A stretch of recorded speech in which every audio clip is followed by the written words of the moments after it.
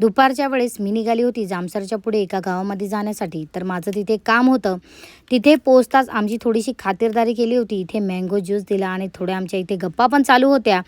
तसंच त्यांच्या घरासमोर खूप मोठी त्यांची आंब्याची वाडी होती आणि प्रत्येक झाडाला असे आंबे लागले होते खूप सारे. मी इथे तोडण्याचा प्रयत्न करत होती, पण माझा काही हात पुरेना. शेवटी साक्षी चढली झाडावरती आणि तिने आंबे तोडले.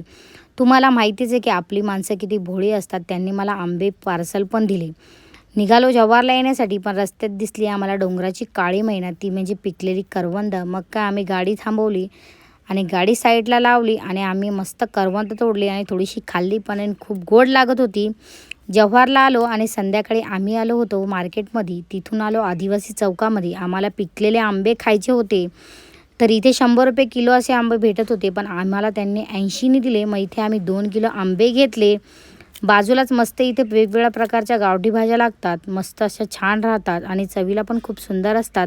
मग इथून आम्ही थोडाफार भाज्या घेतल्या आणि आम्ही निघालो बायपास रोडला. बायपास रोडला आमचं एक पार्सल होतं, ते आम्ही घरी दिलं. तिकडनं आलो स्टँडला फिरत. तशी आज स्टँडला पण अशी थोडीफार गर्दीच होती मार्केटला. तर आम्हाला घ्यायचे होते सँडविच. मग आम्ही इथे मस्त गरमागरम मामांकडे सँडविच घेतले. नंतर आम्ही आलो ताईंकडे. मस्तपैकी ताईंनी चिकनचे समोसे, मंचुरियन आणि डाळ वडे बनवले होते. मस्त नाश्ता घेतला आणि घरी आलो. बाय.